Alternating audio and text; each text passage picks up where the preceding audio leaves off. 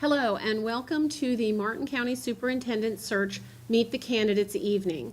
Tonight, I'm going to be asking questions on behalf of citizens who submitted them throughout the day today while the 4 finalists were being interviewed by the Martin County School Board. On behalf of the Martin County School Board, I want to thank you for your interest in the superintendent search. The way this is going to work is each of the 4 candidates are going to come in one at a time. I have about 15 minutes of questions for each candidate. They're going to get mostly the same questions, but they'll have one unique question that is designed specifically for them. With regard to the questions that were submitted by the community members, we received over 100 questions. I looked through them and found common themes or items that were specifically not repeated from questions that the board members may have asked earlier in the day. That way you get new information that you may not have already had access to. So we're going to start with our first finalist, and this is Dr. John Malay. Dr. Malay, thank you so much for being here with us. And let me start by saying welcome, welcome, welcome. Thank you. It's been great. Yes, thank you. So we have about 15 minutes. I want to set my timer. There we go. So everyone will get the timer. So I'm going to just go through a few common questions that everyone's going to get. The first question is, what would others say is your primary leadership attribute? Oh, I think there would be several. I think it would start with creative, and I think they would say he's definitely a leader, a collaborator, someone that understands teamwork beyond just a word, that it really means everyone working together, and very vision focused. I think that would be some of the words they'd use. Those would be the top ones that would be the common themes, right? Yes. Okay. So the next question, we got several comments and questions about diversity. So I've tried to kind of pull them together. With the national attention on racism, as a superintendent, how do you intend to address this topic as it pertains to curriculum, opportunities, and relations in the district? Well, often when you look at different cultural differences, different races, I think we have to look at where are we common. And I think we're common in that everyone needs to be treated with dignity and respect. I think every parent longs for that for their child. They want them to have a fair and equal playing field. They want both equity and they want both access to programs. Some can navigate the system very easily. They may have friends, they may have connections in the school district. I think it's important that we have access and parents understand clear pathways regardless of your background. So I think programs that we want to make sure we're using, make sure things are inclusive, things that can relate to all people, things that celebrate differences. I know the district's doing National Hispanic Month. I think those types of things where we celebrate differences are important. I think it's also even more so to incorporate equity and respect. And I think kindness goes a long way. I think there's some things that are just universal, and respect is probably number one in my book. Great. And then what would the concept of reimagining public education look like to you? Great. Well, being a product of public schools and having 3 children that have went through public schools, I think we're always trying to be the best version of ourselves. I think that's what we're looking at. We want to make sure that all kids can reach a level of excellence, or if they're not quite there, how do we help them get there? Some kids are going to go to college. We want to make sure there's a path for success, though, for all kids in public education. And that can be defined in different ways. It could be a pathway that fits a student or child. But what we want to make sure is that all kids, regardless of their background, regardless of income, regardless of race, that they all have a chance. I think it's important that they all have a chance, and that we give them a wage that not so they can just survive on, but we give them the skills that they can build a life on. And there's a big difference between a survival wage and a life wage. And I think when our job as educators is to give them all those opportunities. So I think that exists throughout the school district. I think it exists throughout our country. Is it as consistent all the time as it needs to be?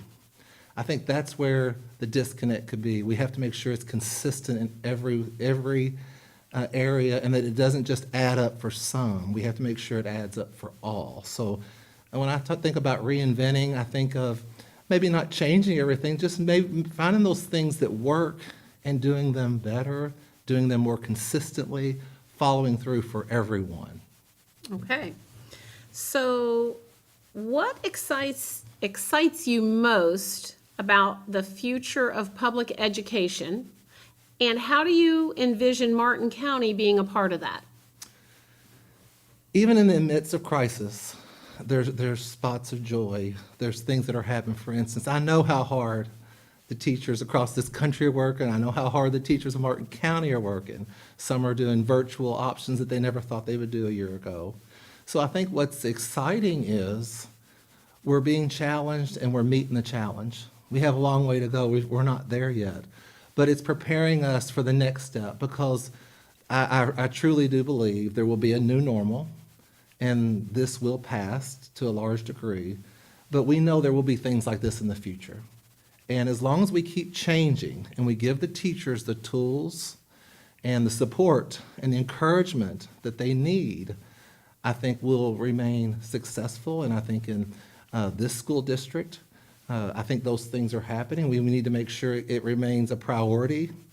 And I think teachers, day to day, especially right now, they're just trying to get through that day. They're trying to, Yeah. It's all new. So I think that's exciting that we're pulling that off, that how soon, as fast as this all came up, that they shifted gears so quickly, even amidst of some chaos and some fear, that they're meeting the challenge. So I think in the age of technology, we're evolving, and this instructional technology, as we're changing to more technology and one-to-one, giving the teachers the tools, I think that's keeping us relevant. And we have to make sure we can meet all kids where they're at and take them to that next level, whether it's in the classroom or virtual.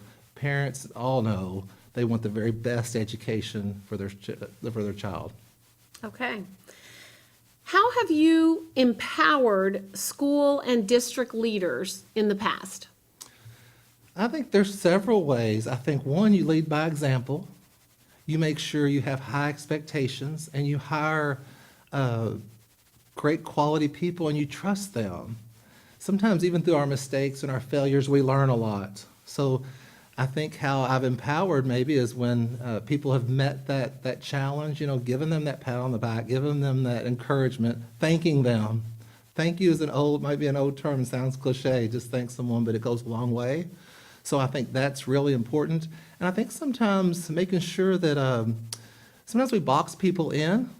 We think maybe they're in a department that's the only strength that they have, but I think sometimes giving them, expanding their opportunities and believing in their strengths and knowing how they can transfer that skill, that knowledge, that whatever they have to a different job set. So just like I think is happening right now from the direct instruction to some of the virtual instruction.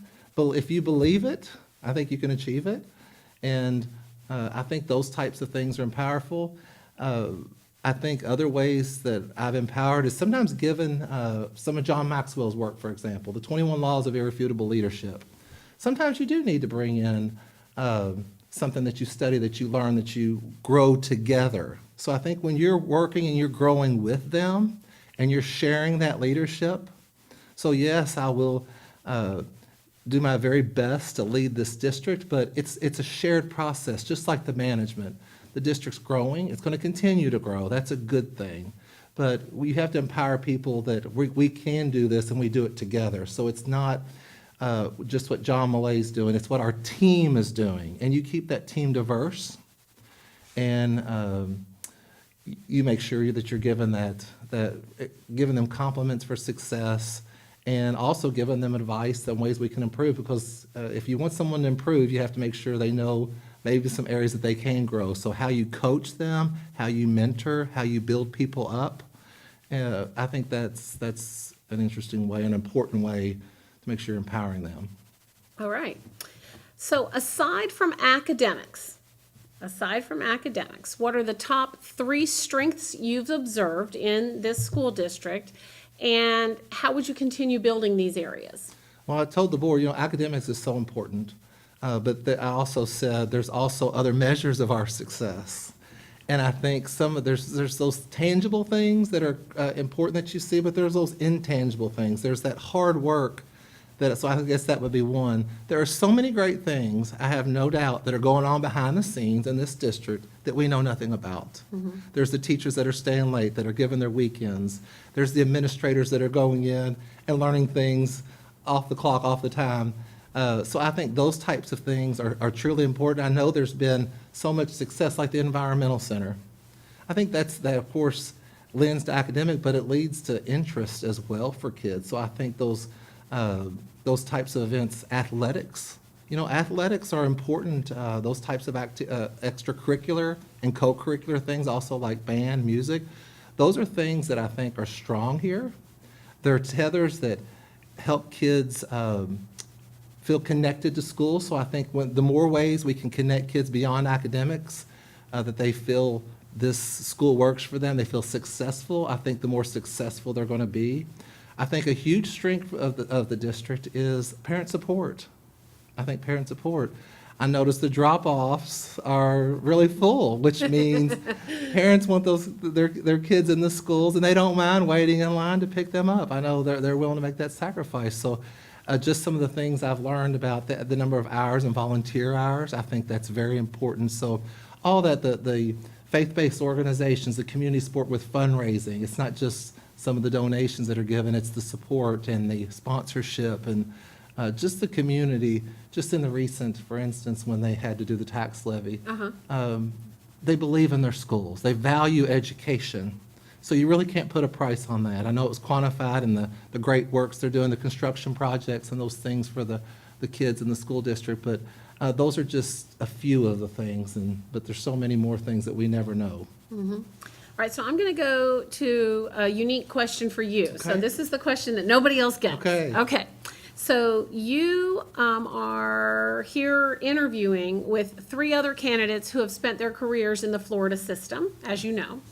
Well, no, that's not true. This question is actually miswritten. But how can you assure the community that you have enough knowledge about Florida to be effective in this position? And what can your external perspective bring us here that will strengthen this district? Okay, I think there's some things that are universal to all schools, to the leadership and the betterment of public education, particularly from where I've been to where I hope to be here in Martin County. I think the biggest thing that I can assure them is strong leadership.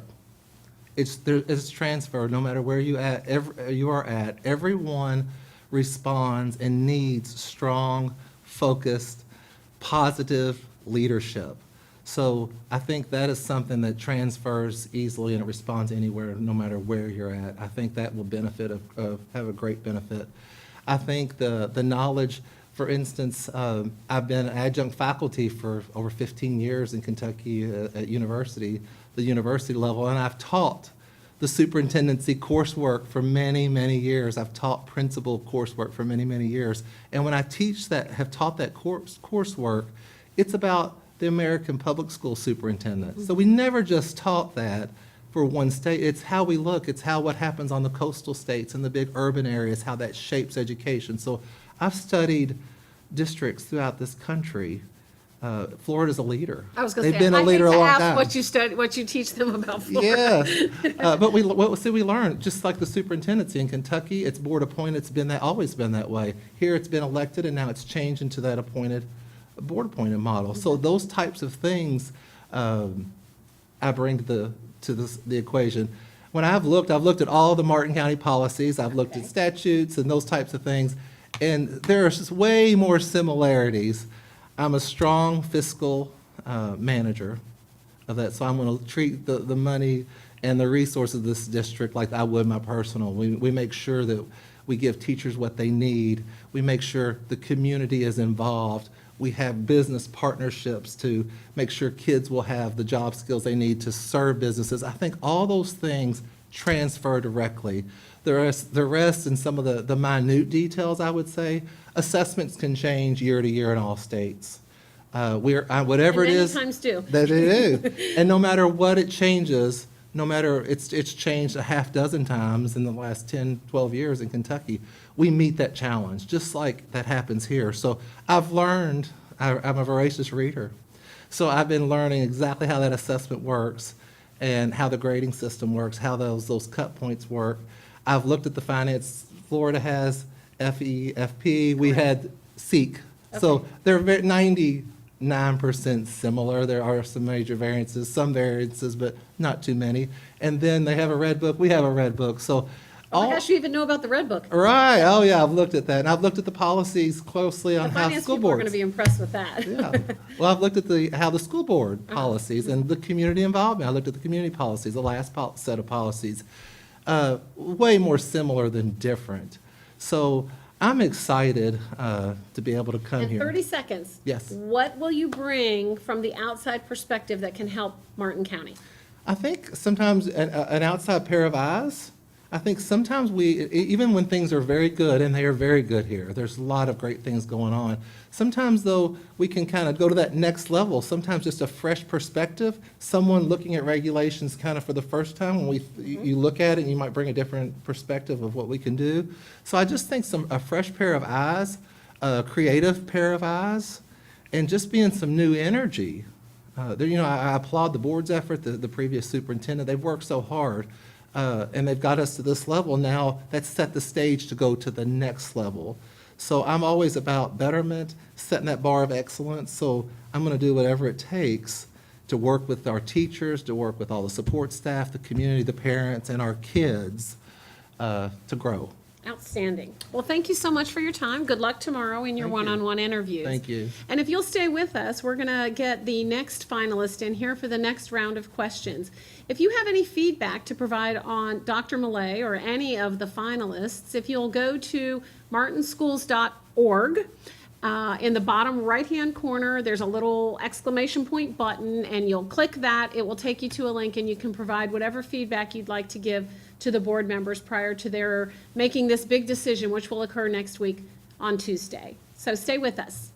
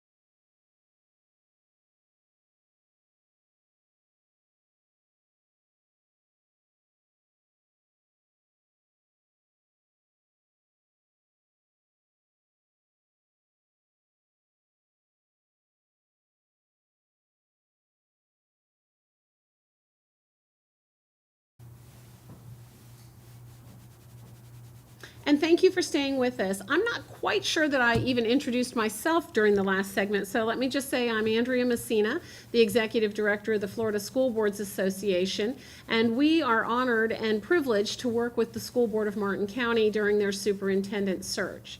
With me now is the second finalist for the position of superintendent, Dr. Lori Romano. So, Dr. Romano, welcome. Hi, thank you. Nice to be here. Yes. Thank you for having me. We are happy to have you. We're thrilled to have you. So we're going to go through some questions, as I mentioned to you a minute ago. The first questions are going to be the same questions for all of the finalists coming in today. Okay. So the first question is, what would others say is your primary leadership attribute? Oh my gosh.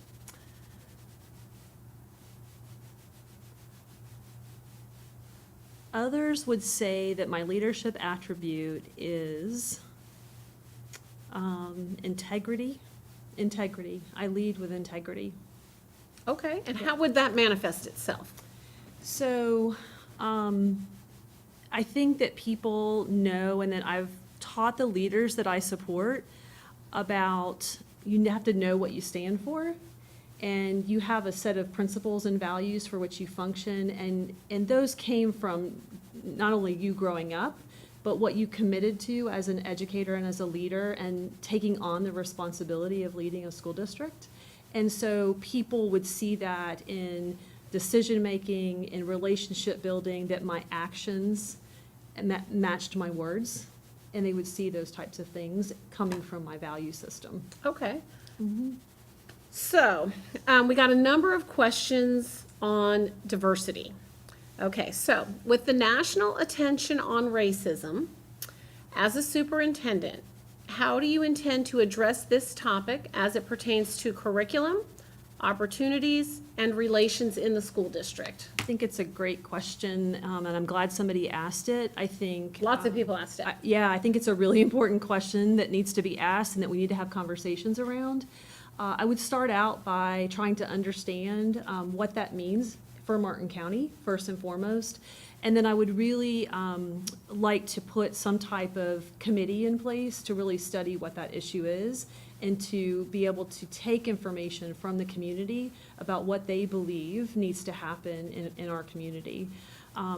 The way that manifests itself through programming and curriculum is about equity and access. And so what that means is, do all of our students that attend all of our schools in our community, do they have the same access to rigorous programs, to highly qualified teachers?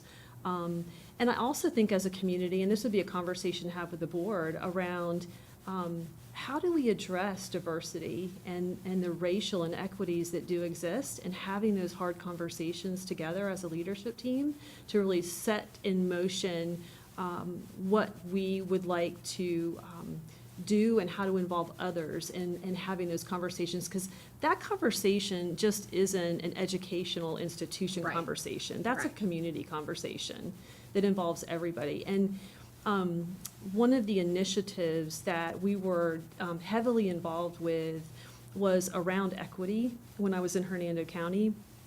And we actually had a team that went up and received training, again, from Montgomery County, Maryland. It wasn't organizing to lead, it was around equity.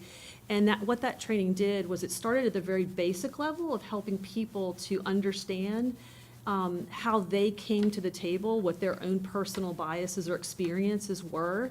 And again, having those conversations so that we could provide better opportunities and pathways and help our organization to provide equity and access for students, whether it was programming, curriculum, facilities on campuses, because it's not acceptable to not have equity and Right. access. It's just not. Our children, all children and families deserve the best. Yeah.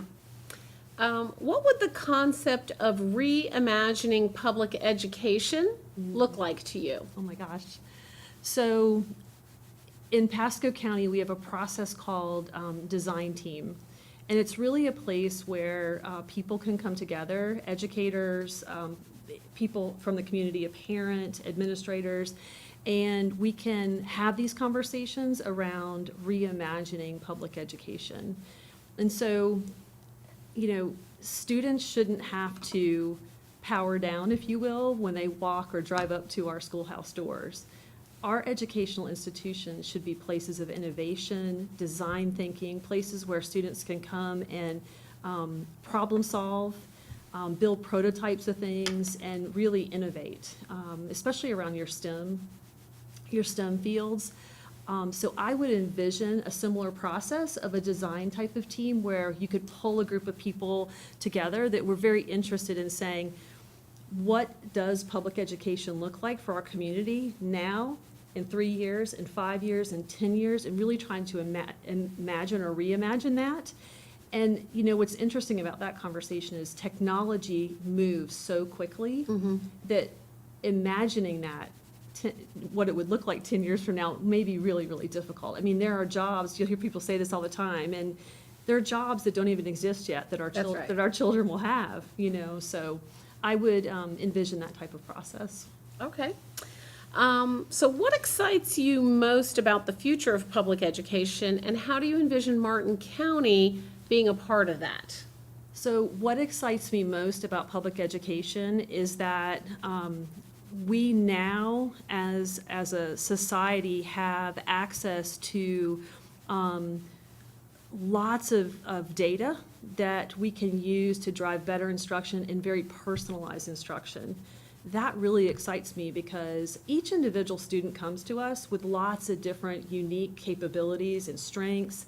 And so we can take information that we learn about each individual child, and we have now tools to be able to help them. Yeah, we used to not have all Right, that, yeah. right. So to be able to have those types of tools, that really excites me, to be able to personalize education for each individual student, because of where we're at with technology and different tools. And I'm a firm believer that the human component of education is also extremely valuable, and something that, if people say, well, computers can educate our children, and we can do a lot with technology, but the human component, and I think we've seen that through COVID. I was going to say, I think we've really started hearing more about that side, We've yeah. really seen that through COVID, that we Yeah. need to have that human connection, and teachers have wonderful gifts to be able to support children in their learning through those connections that they make, so. How have you empowered school and district leaders in the past? Oh, gosh. So one of the things that I love to do most is to help to create leaders and help to support people in becoming leaders, because I believe that every one of us comes to the table as a leader. We're all leaders in some way. And so what I really like to do is I like to use different strategies with leaders to find out where their individual strengths are, like the Strengths Finder and the DISC profile we do. And I like to find out what those strengths are, and you can do a lot through observation and working with people. I also like to talk to them about, what are your goals? Like, what are your aspirations? What do you like to do for fun that you can share with the organization? And then really help to empower them, offer them opportunities for learning and growth. I also like to have leaders that walk with me, and if they aspire to be superintendent or district level director, mentor them. People did that for me. Mentor them and give them opportunities to be able to lead and grow and be able to support them that way. I think people did that for me, and I want to be able, I do that. I do that with my team. I want to give back to them that way, and to leave them in a better place than where we started. So I'm very, very passionate about growing leaders. Okay. Yeah. Aside from academics, so set academics aside, what are the top 3 strengths that you've observed about this school district, and how would you continue building these areas? Well, I think the first strength that I see is in the people that live and work and play and just work in this system. There's a strength in the people that are here. There are generations of families that have worked in this system, and so that comes with a long history and tradition that you can build upon. I think it's wonderful. So I think people, and first and foremost, there's some wonderful people doing some great things here. The second thing I see is that there's an investment by the community in education. And so for me, that's really powerful, right? You want a united community that can help to support education throughout the entire community. And so to have a united community, I mean, clearly they have spoken in many different ways. When you pass two, Right, two referendums, and then Yeah. also, to move to the appointed superintendent. There clearly is a valuing of education and a desire to have a really wonderful, united education system. So those would be the two things. Did you ask me for three? I said three, yeah. Okay, so if I had to say three, I would say there's a commitment to providing facilities and infrastructure. I think there's a commitment to be able to move that into a place where we're moving from an old type of system into a new, innovative, updated system, and a commitment to that. And you see that when the board and the community talk about career and technical education Right. programs. There's a commitment to innovate. There's a drive to be number one. There's a drive for excellence to give those opportunities to their students. So that doesn't exist everywhere. And so that commitment is huge. Yeah. Yeah. Okay, so you have about 2.5, 3 minutes. This Okay. is the question that's personal to you. Okay. Okay, here we go. All right. Now, it's no secret that you used to work in Martin County. I did. Okay, so the question is, why are you seeking to return to Martin County? And how will you be objective and bring a fresh perspective even though you worked here in the past? Oh, that's a great question. So, it's awesome that I've had the 3 years of experience in Martin County because it gave me an opportunity to connect with people and to learn the community. And my role was as the director of career and technical and adult and virtual education. So that helped me to build business partners. But I moved out of Martin County to serve as a superintendent and gain this wealth of information and wealth of knowledge and experience to be able to do that. And also in a system that I'm in now, which is 75,000 students. And so learning about all different types of systems and networks and support that I can bring with me so that we can innovate. And I think, in 7 years since I've been gone from Martin County, a lot has changed. And so I think for me to be able to come in with a fresh new set of eyes, but a set of eyes that have some familiarity as well, to be able to build a team, build a community, united community with the board, to be able to drive improvement. I think that there's great value in having familiarity, but there's also great value from leaving that familiarity, gaining some great experiences and networks that you can bring back to really then leverage to move the district forward. All right, well, you have been right on time, so I Okay. appreciate that. Thank you so much for your time today. It's been an honor. Thank you. Yeah, absolutely. And good luck tomorrow. Thank you. And we'll be back in a few minutes with our third finalist, so stay with us.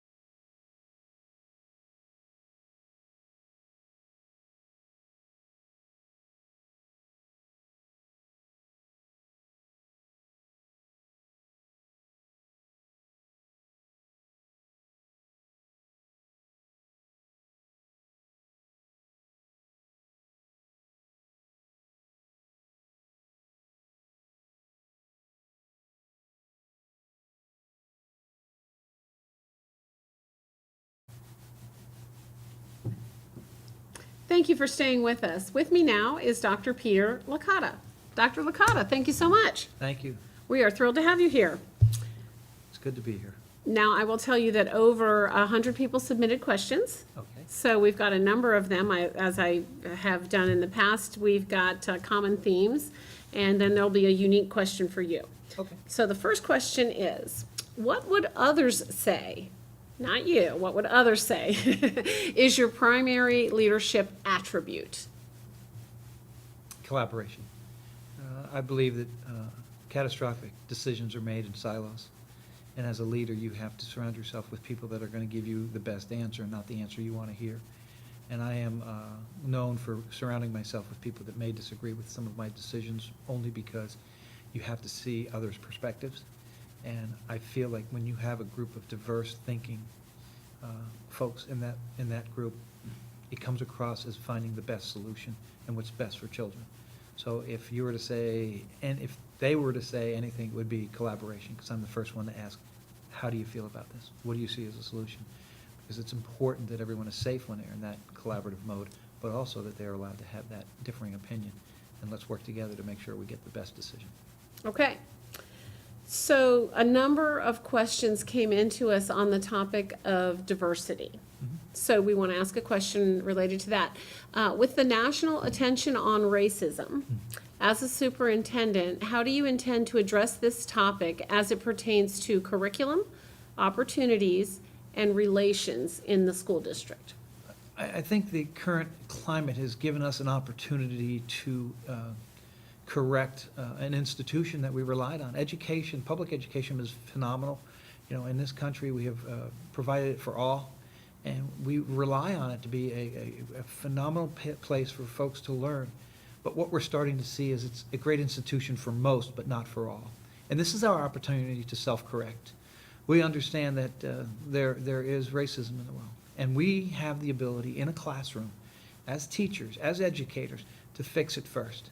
We can post it all day long on social media and put our gripes out there and protest. Yes, that's great, and that's wonderful. People are awake about that. But most importantly, we have the ability as educators to actually educate and change the future generations at schools. We have to look equitably at everything we do, no matter what it is, and say, is this good for all? We have become an institution that relies on consistency and consistent, pragmatic approaches to education. And sometimes that works for everybody, and sometimes it doesn't. And we have to get rid of the ones that don't. That doesn't work for everyone. And this is our opportunity. Through every crisis, we have to find the opportunity. As educators, we are on the front line to make the biggest difference. So I think if we look at equity in everything we do through a lens that is different and unique, and make sure, just like I said in the first question, bring in a collaborative group of diverse thinkers that are going to give you a different answer so you can work through it. Because I only have my eyes, and when I have other people looking at the same problem with their eyes, we become better, and we understand other people's perspectives. Because I only know what I grew up with, and I only know my frame. I need to know what other people feel and see, so we can make the best decision for everyone. Okay. What would the concept of reimagining public education look like to you? Can you ask that again? 'Cause Sure. I want to make sure I have the right. What would the concept of reimagining public education look like to you? I think that ties into the previous question about a different lens and an equitable lens. When you reimagine public education, we want to keep the institutions that work. A lot of teachers are comfortable in certain environments. I think changing education for the better is a tricky perspective, and we have to approach it deliberately. You just can't flip a switch and change it. We have to do it with some systemic processes that are going to address what is old. We just got flipped into a new age of learning through a computer system. We, as adults, learned technology. Our children in our schools learn through technology. The adults had a harder time switching to this Right. format than the children. Still do. Yes, doesn't that light the bulb right there and say, whoa, what are we doing wrong? Why are we doing this? And that doesn't mean we put them in front of a computer for 6 hours. But we just had a brief conversation before we went on about How many things are different over the last year because of a forced change? Let's not wait for a tragedy or a pandemic to make those changes. Let's observe what we've done, let's see what's really worked here, and let's start changing it. Because I believe we could probably reduce the significant amount of tax money that goes into education and spend it in a different way for education, so that everyone does have access. Everyone does have Wi-Fi, everyone does have a laptop. And now we're making that field very level, because right now, before this pandemic, a lot of kids at home didn't have laptops, and we were providing them for them. That immediately brought the field a little more level. But we didn't know that beforehand, and that's why that gap continues to be difficult to close, because we know the kids that go home to resources always have the advantage. So I think this has been the opportunity to start bringing up that technology piece and start giving the students that have the ability but don't have the resources to get there. So I think let's make an opportunity of this, because we got to find something good out of this pandemic. That's right, yeah. We have to find something good about it, and if it means leveling the playing field with technology and getting students equipped and closing the gap in that way, let's do it. All right. What excites you most about the future of public education, and how do you envision Martin County being a part of that? I'm going to tie that into the last statement. The last question. I spent the first 3 weeks of this pandemic myself handing out technology, handing out Wi-Fi, handing out lunches. That to me is the future of public education. It was exciting because we could do it, and it was something that was new to these families and these communities. And we thought about it and said, wait a second, we might be doing something wrong if they don't have it. Now they do have it, and let's make it better. What I see about Martin County is what I see everywhere, is really increasing the rigor and the at-home access for students to get literacy at an earlier age and not be so reliant upon that second or third grade teacher. Gives them the opportunity to reach out and find educational programming that the district could either produce or work through vendors. But bringing that ability to have literacy. So many of our students don't have it because they may have a different language as their native language. Let's take advantage of that now with that technology. Let's change those pieces. Because you know what? Whoever shows up at our doors, we educate, and we will educate. We don't get to pick and choose. Right. And this gives us an opportunity to say, if you're coming to us, here's what you can do. Come to first grade with some reading skills, some decoding skills. Even though you don't speak English, we're going to get you ready for it. Otherwise, we had to wait for them to get to us. And that I think is the bigger difference right there. So how have you empowered school and district leaders in your previous roles? So in that collaborative piece that we talked about in the first answer, my 59 principals know that when we meet, when we used to meet physically, now we meet in a group on a screen. You're zooming like the rest of us. Yeah, and it's great to see their faces, but I'd like to see them in person. We all do, because we're educators. We like seeing people live. But they also know that when there is a problem or something that might be better, it's their job to bring me the solution as well. That would probably be the biggest piece to how they've changed some things. For example, long before everyone started doing it, one of our schools, who's a technology school, once we went into total online, the teachers in the technology school collaborated quite well, and the principal was the lead on it, and began recording all their lessons together in unison and with an interdependency on topics. And we're able to give students that almost had one class period of 4 different subjects sometimes, with that intertwining of that subject area. You know, we do those So comprehensive. multidisciplinary. Exactly, it's an Yeah. interdisciplinary unit, but it's having all those teachers in the same room at the same time, or connecting it, and it seemed like it connected really well with their videos and working together. This was before we knew we were gonna be here that long, so it was so state-of-the-art, so, cutting edge. But then they introduced it to me, and I said, well, we need to tell others. And that was the safety part, not are we allowed to do it, because it's different teachers mixing in, but this is working for us. So when you give that space for educators and teachers who are the salt of the earth, and they will find the best way to teach on something they know, just give them, they're the MacGyvers of the educational Yeah, world. yeah. Give them something, they'll make it better. That's the environment I create, and that's the environment I've succeeded in. And it is a pleasure to know that people want to be on your team because they have the freedom to operate in a space that they can make mistakes, but they also can make some great differences in lives. Wow. Okay, so aside from academics, put academics aside, what are the top 3 strengths that you've observed about Martin County School District, and how would you continue building these areas? Well, I'm sort of at an advantage on this question because 2 weeks ago I was at Jensen Beach High School observing how phenomenal their return to school was. I got to first say, when I was there and even today, even though I didn't get into the building, the first thing that was just so impressive was the teacher engagement to the students. They were just back. It was their second week or first week back, and they were engaged. And I know it's a difficult platform with teaching online and in person at the same time. That's new to all of us. But they were mastering it at a rate that was almost incomprehensible. They did a phenomenal job. The second thing, and that's teaching. It wasn't academics, was it? So I avoided that.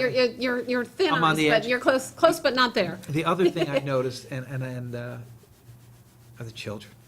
These were high school kids smiling. High school kids don't normally smile when they go to school. They get there. It's early in the morning. They're cranky. But they were smiling. They were happy. They were in an environment that made them happy. They were happy to see their friends, happy to see their teachers.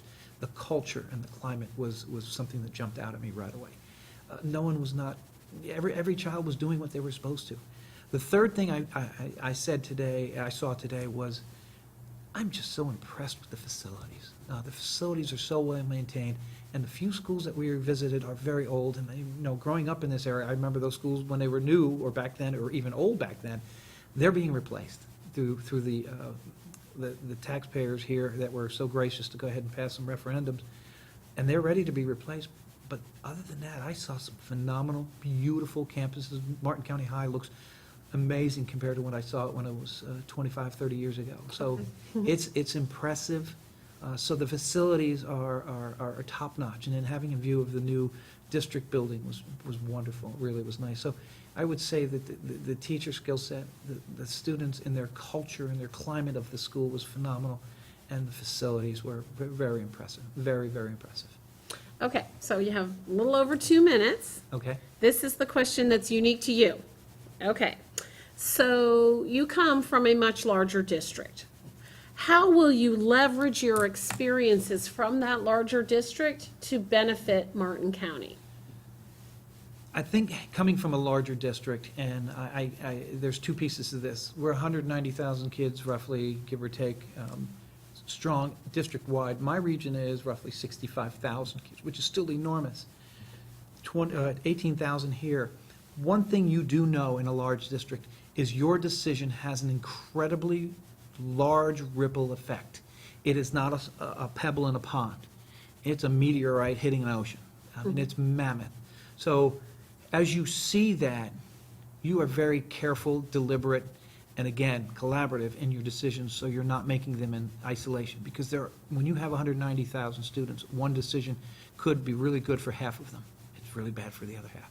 As you come to a smaller district, and I don't think 18,000 is a small district, it's just not large, super large, you have the ability to really make some fine-tuned decisions that impact every kid, and you don't work off, it'll impact most of them. No, at 18,000, you get to impact all of them. And you have the ability to reach out and touch each one of them. I enjoy my role of getting my hands dirty. I still like walking into classrooms and sitting down and listening to teachers and answering questions and sometimes taking over, and the teacher getting frustrated at me for taking over class.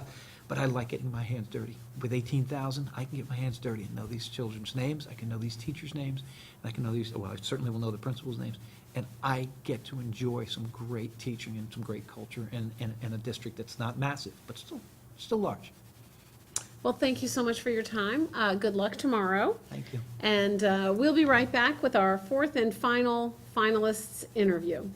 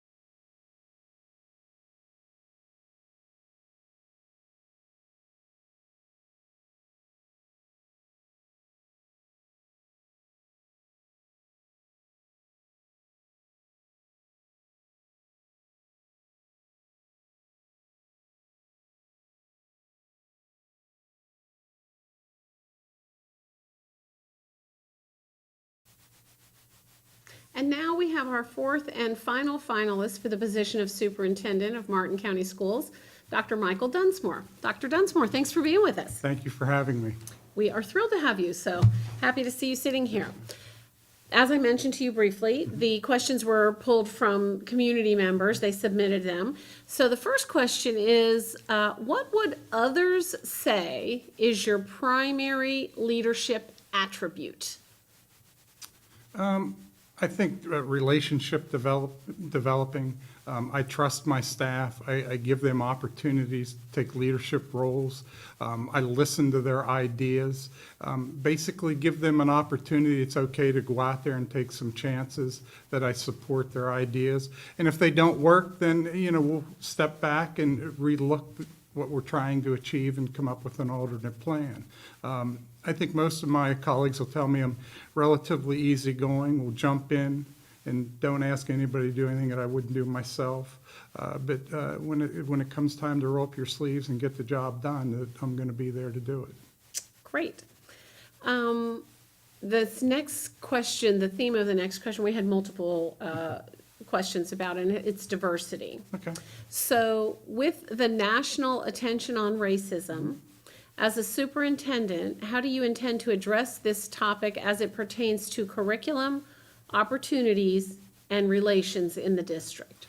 I think there, and by the way, that's a great question. I think that's vitally important now as us in education, early and often, to start those discussions in the classrooms and bring our students together and listen to what they have to say and get good information out there. I think we have to add topics into the curriculum of how you deal with certain situations, and also work with the parents of how they're talking to their children at home, so we're at least trying to get a consistent message and assuring that we're getting the information out to our kids that we need them to hear to make good choices.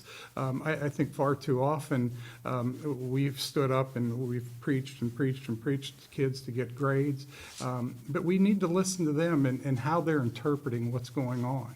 Because with us, I didn't grow up in the technology generation the way they did, with the instant media access and the 24-hour. Instant and overwhelming. Overwhelming. Yeah. But, a lot of students are paying attention to that now. And I think it's really important, just like with us, when we have questions, we sit down as groups and colleagues and discuss it and try to come up with some rational thoughts around it. And I think that's something we need to get in the classrooms, in the curriculum. And I think we need people from the community, our leaders in the community, and get them into our schools to talk to our students about that.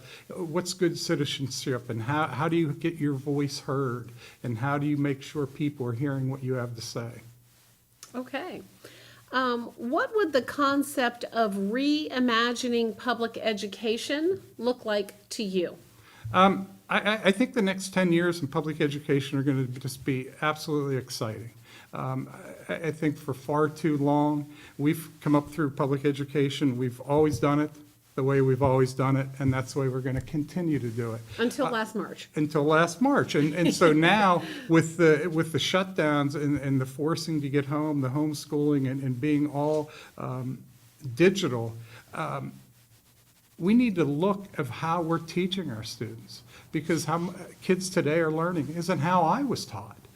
So I have to be open and be willing to change. And that's typically what I challenge staff. Are you willing to change? Can you get out of that comfort level and look and talk to your students, develop those relationships, and understand the best way they learn? And if you're not real digitally savvy, then we got to get you some training, get you involved in how you can overcome that. I tell a lot of people, I'm not overly digitally savvy, but I know enough to do what I need to do. And I also like to challenge kids, hey, show me how you're doing this. Help me out, and involve them in their own learning process with that. So I think moving forward, we're going to have a real blended digital remote learning, get our technology up to where it needs to be. But I think we have to include our students in that process. They have to be allowed to use that technology, but we have to be able to teach them safe use and appropriate use. But more importantly then, when they get that information, how they are processing it and how they communicate that. And I think it's a good opportunity to teach communication skills, written skills, and research skills. So when I look at how that reimagines, I think we're going to see more pathways. My background in special education and IEPs, I want the students to take ownership. They should have learning plans that they're involved with their family, with the teaching staff, and rather than you follow this pathway, it may take some really interesting turns of what interests you. You know, in college, we have coursework, but then we get to take electives that are important to us. It's not we have to get this, that, or another thing. Right. You know, and if I may be a college preparatory student, but I want to learn welding. Can I learn welding because I like to tinker or whatever in the spare time? So I think it's going to be an exciting time that we need to listen to our children. We need to listen to their family and invite them into the schools as we go through this process, because we have to change. We can't continue to do what we've always done. Yes, and when we talk about the future of public schools, what excites you the most? And how do you envision Martin County being a part of whatever that is that excites you the most? And I've shared throughout the day on some different things. You know, my background, I always want to be the best. I always strive to be the best. And I'm going to answer this backward. I want Martin County to be the best they can be. I want people in the state of Florida, the East Coast, the United States, if they come to Martin County or look at Martin County, say, wow, these people are doing some really good things. We need to go visit that district and let's get involved and see what they're doing. You know, moving forward with that, it's how I envision that is to utilize the staff we have, bring these community groups together, get more business community involved. I think for far too long, we haven't listened to them what they need in our students to be productive workers. We've done what we've always done, and you hear a lot, and even in our own data here, the number of kids that go to college that have to have remedial reading, remedial math classes, that they're not prepared. And it's the same that are going out into the working environment. We're not preparing them for the jobs they need to be doing. And I think that's where the open lines of communications and exactly what I want to do is to bring those stakeholders together, bring those working groups, discussion groups, and really sit down with our strategic plan and make sure we're looking at that on a regular basis and continually updating that and trying to stay in front of that. Our students have access to a wealth of digital technology. And it's hard for school systems to keep up with that because it's changing every year. You know, Apple's coming out with a new phone again, one a year. And our students have that. And we have to work on ways that they can use their own technology as well as ours. And we need to teach them good usage. And our job, I feel, is to keep that plan in the forefront, be transparent with it, make sure our business community, our parents, and everybody involved in Martin County has some say in that, because that's going to be the future of our county. And how have you empowered school and district administrators in the past?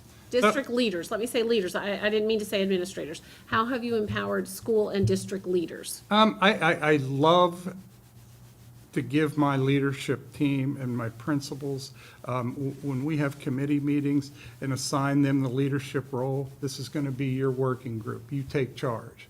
I may or may not be there, but you take charge and you're reporting it back. I think it's vitally important that we get folks out of their comfort zone and put them in those leadership roles. I think it's great for their self-esteem, and I think it builds those duties that they get more comfortable coming into situations where they can take charge and lead. It builds that confidence. It builds a lot of character. Most of my staff have gotten used to it when we go into things and we start talking about, and they all look at me, it's like, all right, Doc, who are you throwing out on the gangplank today? Avoid You know, eye contact, and yeah. you look around, and everybody's head kind of goes down, but we have a tremendous wealth of educators, experience, and leadership qualities that we need to get out, and I want to challenge them to come forward and say, hey, this is something I'm really interested in, or this is a background I have, and you know, I want to run with this and go, because the top-down approach isn't what always works. And I think the more of our staff we get involved in that culture of learning and working together is what's driving business these days. And I think that needs to carry down to our students, and that have them, not just an A, B, C, D, or E grade or F grade, is how are they being evaluated on what they're doing? It may not necessarily be the normal curriculum. But the biggest thing is I want our staff to feel comfortable that they're going to be supported, going out, taking chances, being outside of their comfort zone. And if they make a mistake, I use the analogy an awful lot of times. In a football game, you don't score a touchdown every time you have the ball. Right. And if something doesn't work, you punt it away, you go back to the sideline, everybody it. gets, Yeah. everybody gets their Tinker. technology, Yeah. gets together, and then they go back out. And I think that's how our education system has been developed, is by learning from your mistakes and feeling the confidence that you're supported, that if you do go out and do that and make a mistake, that it's going to be okay. Okay, so aside from academics, so we're putting academics aside, what are the top 3 strengths that you've observed in this district, and how will you continue to build on them? One of the big ones, it really blew me away, are the arts programs. Where I came from North Carolina, our arts programs are just fading away to nothing. I think that's a valuable program we have to have. I couldn't play an instrument, and I'm just always so impressed of our young people with their instrument. The kiddos that get into the plays and the singing voices. So that program just fabulous. The CTE programs that we have at the various high schools and those that you're continuing to bleed into that, it is so important because not all our kids are college bound. And today, again, with the technology, these students are sitting at home and working on computers and doing things that for most people are just so far-fetched. And when I talk to students about, well, what do you want to do when you grow up? When they get beyond the age that they want to be a pro basketball or football player, and they start talking, wow, I want to work in computers, I want to game designing. This is high-level engineering. Yeah. But they don't need to go to a 4-year college for that. A lot of the community college teaches that, and a lot of it's self-taught. So I see a lot of that empowerment with the students around. Very impressed with the buildings and the level of upkeep. And probably the biggest thing that hit home for me at a district this size, it wasn't all about this school, that school, or I'm here, you're there. It's Martin County. We're all together. And everywhere I went, the people talked about we and us and not just these certain areas. So I think that culture and what you're reaching out to with the community and the Education Foundation, and I know the Chamber of Commerce is involved and businesses are involved. And I just want to see that enhanced. I think the more we get our business leaders in here and as the development authorities out recruiting businesses, they see we're willing to listen to what they need to educate their workforce. And that's going to attract more to Martin County. So very impressed with the school system. Very, very impressed. Okay, so you have a little over a minute and a half. Okay. This is the unique question to Uh-oh. you. All right. So what fiscal and administrative strengths do you bring to the table? And how do you define budget accountability? Fiscal strengths, and at the end of the day, as superintendent, I'm responsible. The board's responsible. Any financial decisions we made, this board has to approve them. I think my fiscal responsibilities, a lot of them, I learned by making mistakes like everybody else, is making sure they have all the information they need. Not just work in committees and where it's only 3 board members, maybe 4. Well, we don't do that here. And you don't do that here, No, which sir. is wonderful. So rather than putting it on a consent agenda where the others may not know about it or they don't pay attention to that, is that we're doing that at monthly board meetings, doing it in paper and pencil as well as computer, getting it out to the media, getting it out to the community, so the community's following along that. I know your board meetings like mine are all televised, and when we go up and make presentations, I need to assure that the board is following month to month to month, that what we talked about 2 months ago is very relevant 2 or 3 months down the road, and making sure that they're on top of that. I think that process needs to be a 365-day-a-year process that we're paying attention to. And I need to make sure individually and as a group that this board and our community understands what we're trying to accomplish, and nobody's caught off guard. Wow, that is impressive. 4 seconds left, so touche, my friend. Okay, thank you. So thank you so much for joining us. I hope that you have heard some interesting comments. And if you have any feedback to provide to the school board members, if you'll go to martinschools.org, in the bottom right-hand corner, there's going to be a little exclamation point or question mark. Which one is it, Jennifer? Little exclamation point? There's going to be a little exclamation point. You'll just click on that, and there'll be an opportunity for you to provide feedback that we will be providing directly to the school board members.